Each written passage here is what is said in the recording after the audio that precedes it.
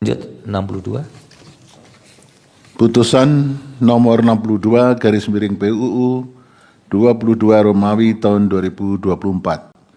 Demi keadilan berdasarkan ketuhanan yang Maha Esa, Mahkamah Konstitusi Republik Indonesia yang mengadili perkara konstitusi pada tingkat pertama dan terakhir menjatuhkan putusan dalam perkara pengujian Undang-Undang nomor 7 tahun 2017 tentang pemilihan umum terhadap Undang-Undang Dasar Negara Republik Indonesia tahun 1945 yang diajukan oleh Enika Maya Oktavia, Rizky Maulana Syafi'i, Faisal Nazirul Haq, dan Talis Koril Fatna, selanjutnya disebut sebagai para pemohon.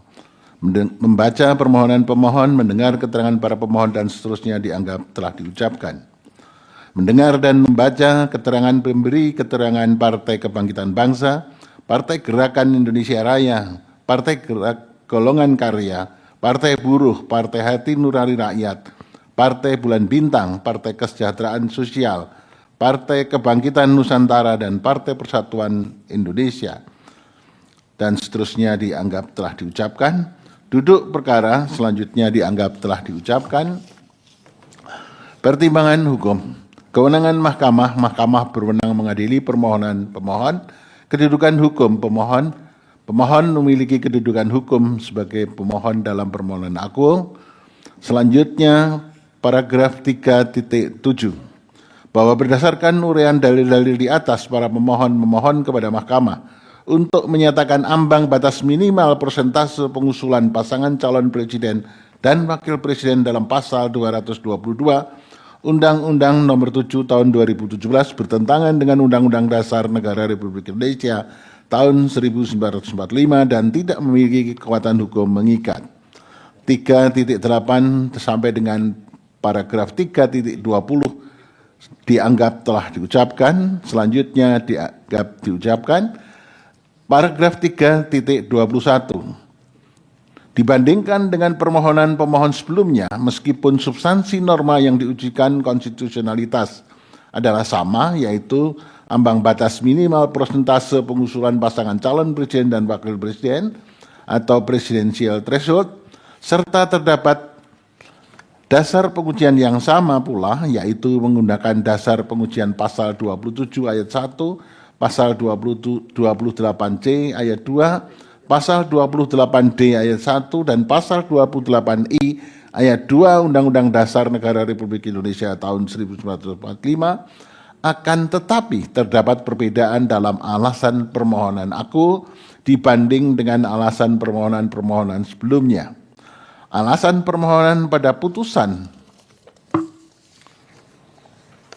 lain yang sedang diperiksa oleh mahkamah dengan objek pengujian konstitusionalitas yang sama, yaitu pada perkara nomor 1, 29 dan seterusnya, perkara 67 dan seterusnya, perkara 111 dan seterusnya. Ehwal tersebut setelah mencermati dengan seksama dalil permohonan masing-masing perkara tersebut, mahkamah menilai bahwa perkara nomor 129 tahun 2023, perkara 87 tahun 2024, dan perkara nomor 101 tahun 2024 pada pokoknya mempersoalkan besaran ambang batas persentase pengusulan pasangan calon presiden dan wakil presiden atau presidensial threshold dalam pasal 222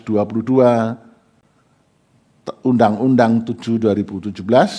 Sementara itu dalam perkara aku, sekalipun terdapat kesamaan objek permohonan dengan perkara-perkara tersebut, namun perkara aku tidak mempersoalkan besaran angka atau persentase ambang batas pengusulan pasangan calon presiden dan wakil presiden, melainkan mempersoalkan konstitusionalitas pengaturan ambang batas pengusulan pasangan calon presiden dan wakil presiden. Artinya dalam permohonan aku, dalil dan petitum pemohon tidak hanya bertumpu pada angka atau persentase, melainkan juga bertumpu pada keberadaan atau eksistensi rezim ambang batas pengusulan pasangan calon presiden dan wakil presiden atau presidensial threshold yang dinilai oleh para pemohon bertentangan dengan Undang-Undang Dasar Negara Republik Indonesia tahun 1945. Dalam batas penalaran yang wajar, permohonan aku lebih luas cakupannya dibandingkan dengan perkara 129 perkara 87 dan perkara 111 tahun 2024. Dengan demikian menjadi relevan bagi Mahkamah untuk mempertimbangkan terlebih dahulu permohonan aku. Bahwa terhadap hal-hal lain tidak dipertimbangkan lebih lanjut karena dinilai tidak ada relevansinya.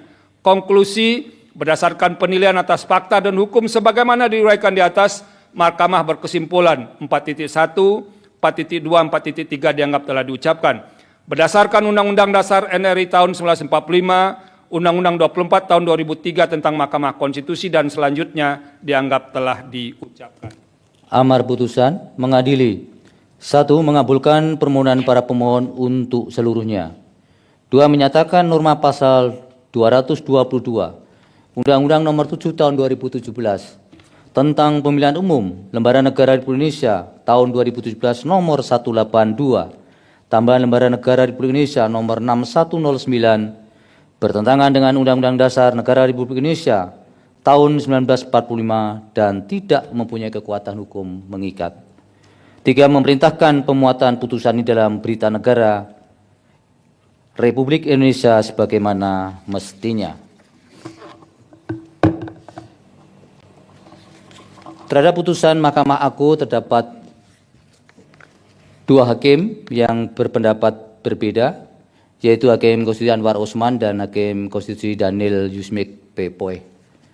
bahwa dissenting dimaksud tidak dianggap diucapkan, namun pada pokoknya 2 hakim tersebut berpendapat bahwa para pemohon tidak memiliki kedudukan hukum atau legal standing, sehingga seharusnya Mahkamah tidak melanjutkan pemeriksaan pada pokok permohonan.